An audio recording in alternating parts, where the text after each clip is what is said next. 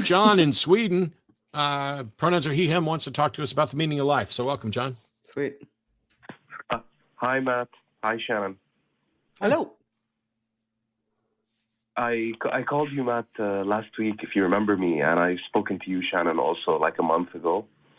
Okay. And it's a real honor to be back on the show. I just wanted to, talk to you guys about something. And it's basically the meaning of life, but not like how you've spoken about it, Matt, in your debates. So my basic question is, so for example, we live in a life where you have to work and make money. So similarly, if we were to say that, there is no God, as an atheist would say. So my question is that when we do good or bad in this world, how will this benefit us when we, when the time comes and we all die? So why would we care about, my future son's son, if he lives a good life or not, if I'm just going to die and I'll be just, bones and back to the sand? So you see So where you're asked from? Yeah, no, I see what you're saying. If you're going to be gone, why do you care what happens after you're dead? Right? Exactly. So why would you be? There's no creator. Yeah. Do you care about the people? Like, so you said your son's son. Like, if you have a son while you're alive, do you care about that son? Of course, 100%. Right. So if you care about that son, would you care about what happened to that son after you die? You would still, as a person who's alive now, want to make sure that you situated the circumstances of that child's life so that they would be set for flourishing even if you weren't around. And as a parent, I always say the hardest thing that I will ever have to do, and the most important thing as a parent that I will ever do, is teach my son not to need me. That's the goal. That is what you need to do as a parent. You need to teach your child not to need me. Not to need you. It's counterintuitive, but that's what you need to do, to set them up with all of the tools available to make sure that they can flourish even when you aren't there. So if you're doing parenting right, that should be what you want while you're alive and while you're gone, because they will still be there. You have the knowledge now that even when you're gone, they'll still be there. So what I want to do is orchestrate the circumstances of his life such that if I'm not available, whether I am alive or not, he can flourish, right? And then hopefully he passes those skills on to his children and vice versa, because then they will contribute to a better society. And I will have been a cog in that wheel to, helping guide future generations towards perhaps being better people. And I'll only really know about that or be aware of it or be able to participate and contribute to it while I am alive. But as I'm alive, I'm aware that once I'm gone, people will still continue to exist, and I may have an effect or an impact on that. And, that's something that's important to consider. So I won't know about it once I am dead, but I do know about it now, so I'm invested in it. Yeah, and I'm in a position where I don't have kids, but it doesn't matter at all. Everything Shannon said is still applies to me. First of all, my life has whatever meaning or purpose I choose to give it, and I'm fortunate that I'm able to kind of direct my own ship. And I'm baffled at the people who want a God to give them an externally imposed purpose, because in every circumstance, like if your parents picked what your career was going to be, or if the school or the government picked what your career was going to be, you would revolt. It would be in direct opposition to the freedom that you feel you deserve to guide your own life. And then when somebody tells you that God has a plan for you, well, people seem to get excited about that. And my response is, why would I give a shit about a God having a plan for me? The only plan I'm concerned about is my life. And even without kids, I can still be concerned with improving the world around me and the next generation and other people, because that's the way things work best when you have to share space with people, because no man is an island. Yeah. Matt, actually, I wanted to ask you a question regarding Darwin's, survival of the fittest. So let's say we actually well, let's say I'm an atheist, and I start thinking in a way where I am living just to survive. And, I start hurting people and stealing money and this kind of stuff. Obviously, I don't believe in a God, so I wouldn't care. And when I die, I'm just dead. So I'm gonna feel nothing. So my question is, it's like, what if some people actually started believing in that, where the fittest person survives, and they start killing and robbing and this stuff? What do you have to say to that? What's your comment? First, can you address the fact that, sorry to interrupt you, Matt, the question was for you, but that's not what survival of the fittest means from an evolutionary perspective. It's how suited an organism is to their existing environment and whether or not they're more prone to survive in that environment and then propagate their genes is what that means. So I just want to get that out of the way. And now I'm sure Matt has all kinds of insightful things to say, but that bothered me enough that I had to interrupt. So I'll shut up now. Sorry, Matt, go ahead. No, I get that. Don't. Can I respond to that? Yeah. No, I know what survival of the fittest means in evolutionary terms. I'm saying for me, for example, I want to be rich. I want to, get rid of everyone who pisses me off. For example, if I go to that extreme. So why not just I want to steal and, I want to kill the people I hate, and that's it. It's done. You won't get far living your life in that regard because you exist within a society, right? So if you're consistently going around damaging all the people around you, they will congregate to punish you for that because you're being detrimental to the group. That's just the case. And when you were talking about stealing and stuff and having to survive, you're not really talking about evolution. You're talking about psychology. And it's not something I super subscribe to, but it's a good starting point. There's something called Maslow's hierarchy of needs. Again, I'm not a super fan of it, but it's a good place to start off when you're looking at psychology surrounding what motivates people in different sets of circumstances. So you need to have your base survival needs met first. And if you don't have those base survival needs met, you're going to make a different set of choices in a given situation because your motivations are guided by what necessitates your present survival. So you're in a stress environment. And once you have those needs established, then you have a little bit more bandwidth and freedom to make different circumstantial choices in different situations. But that's that's a form of individual psychology. When we're looking at groups and societal level and sociology and psychology, your choices operate definitionally within a larger group. You don't exist as an island, like Matt said. So you're not, in the forest foraging for food by yourself.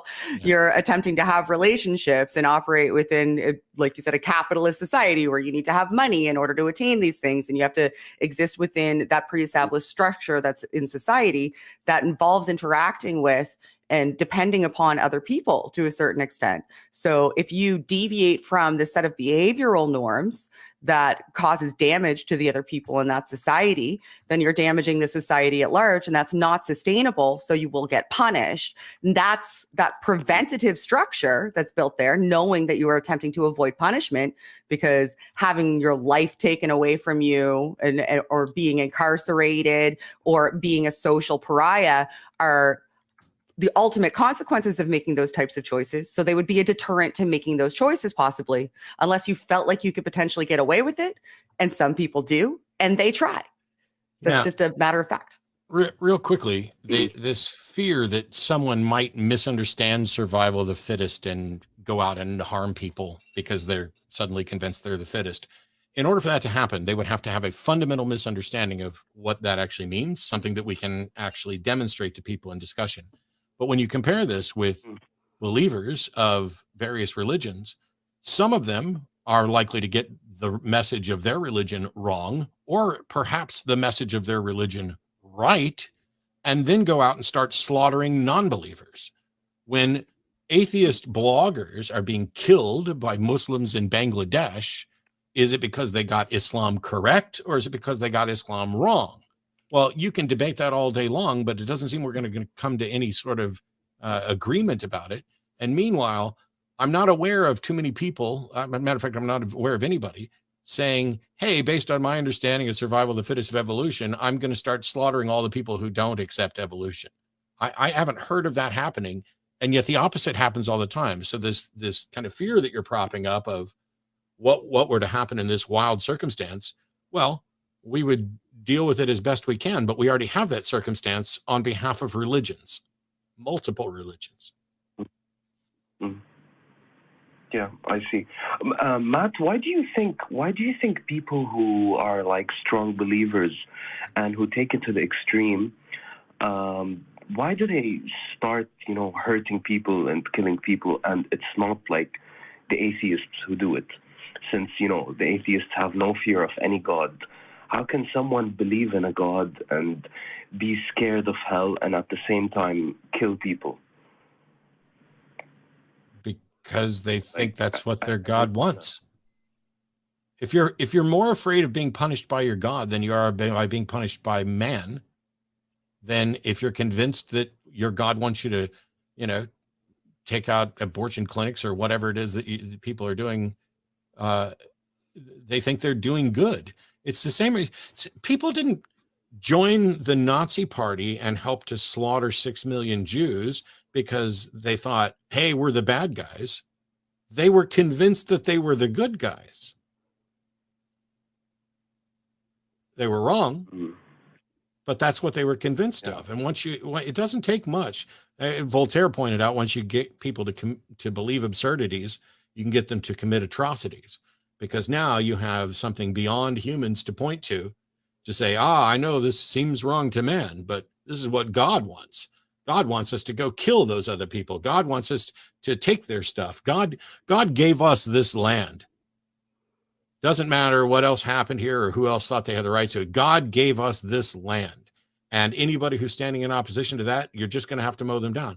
It's an incredibly simple path from I am a special chosen creature of God, or my God is the right God, or my God is the one true God, to all of you people who don't accept that are a problem and you need to be gotten rid of. And if I kill them, well, God will sort it all out. I mean, I can't count the number of times I've seen that t-shirt. Kill them all, let God sort them out. You don't hear, there's no such thing as an atheist t-shirt that says kill them all, let evolution sort them out. That just can't happen. Yeah, I see. Matt, you remember I called you last week and I was talking to you about, coming out to parents and this kind of stuff. So, 2 days ago, I actually told my parents that, I don't believe anymore. And, I was a Muslim. And they actually kicked me out of the house. So, I'm sorry. It's not going too well. It's not going too well.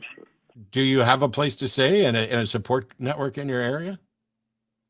Yeah, I'm just staying at a friend's house. Actually, my friend and his girlfriend. So, they're cool. They're atheists, and they support me. So good. Yeah. So it was. I don't know. I kind of regret taking that step to actually coming out to my parents. I should have just continued to lie to them. I think I would have been at peace more. I hate that religion does that to families. I really do. I'm so sorry. When you come out to people, what one thing that I truly despise is that being honest with the people closest to you sometimes puts you in danger and completely changes the constitution of your life, because religious belief can sometimes be stronger to people than the relationships that are supposed to be so important to them. So I understand your trepidation and that you have that regret, and I hope that you're supported, and I'm sorry that happened. But I'm glad you're being true and honest to yourself. Hopefully that's a first step towards a much more vibrant and fulfilled and happy life going forward. Yeah, thank you so much, Shannon, for that. It's just, it's surprising how the people who say that they love you, they don't love you for you. They love you for what they want you to be. And it just shocked me, and actually, my parents called me yesterday and they told me, so what, you still don't believe in God? Are you still being stupid? And I told them, well, no, I don't. And then they just, hung up on me. So it's kind of weird. And I don't know if Matt can relate to this, or you, Shannon. I don't know, like, the day that happened with your parents, any tips, any advices? Should I lie to them and tell them no, it was a joke? Or what do you guys think I should do? I don't know that you should necessarily lie to them and say, no, it was a joke, I'm just kidding. I think that would be compounding the issue. You need to find, because then you would potentially just have to spend the rest of your life lying, and that's no way to live your life. And my hope would be, and I've seen it happen before, that once people get over the initial shock, sometimes some form of relationship can be still attained. Yeah. Based on setting very clear boundaries in the relationship regarding basically saying, here's a boundary in our relationship. Our relationship is paramount to me. We've established that having discussions about God or religion in general for all of us involved is something that causes strain on the relationship. So let's focus on the other aspects of the relationship. There are many, so that we can make sure that we retain those and keep those strong. And we just agree that we don't have conversations about what any of us believe, and we don't interfere with each other in that way, so that we can retain these strong relationships and go forward that way. If your concern is that you need to move back there in order to be able to, support and sustain yourself, I would, and I hate that this is happening to you, but suggest that you find other external structures to support yourself so that you can gain your independence, because you do not want to live your life lying to everybody around you in order to maintain those relationships, because then you don't actually have a relationship. They're not having a relationship with you. They're having a relationship with who you're pretending to be. And that is exceptionally stressful and not sustainable and not good for you. Yeah, I get that. No, it's just no, I don't need like money support. Like I'm good, like we come from like a wealthy family, and I have some lands, and I'll do good. It's just like I've lived with my parents all my life, and it's kind of like a tradition where we even get married and we buy a house next to our mom and dad's house, and we live there. It's just this kind of community. We're not originally Swedish. We're from another country, but for cover purposes, I'd rather not talk about that. I think where I'm from, where I'm coming from, but it's just it hurts me a lot, and I love my parents to death, but at the same time, it's because I love them that I wanted to tell them who I really am, and this is the result. I really think you're going to have to give it a lot more time. Don't get me wrong, I've counseled people and directly told them, yes, I think the best thing you could do is lie, but that's usually before it gets to this point. When you're at a point now where they've essentially kicked you out, to try to go back and lie and say, "Oh, I was, I didn't mean that." I don't think that that's remotely a good idea. So I like Shannon's advice. I know that in some situations it gets better with time, and in some it doesn't. And the only way to tell is to give it the time and to let them know that you're open to conversations, and that you still, value your relationship with them, and that this wasn't about them. This was about you and what you thought. But I'd love to hear more of what you decide and how it goes, but I don't have any other strong advice for today.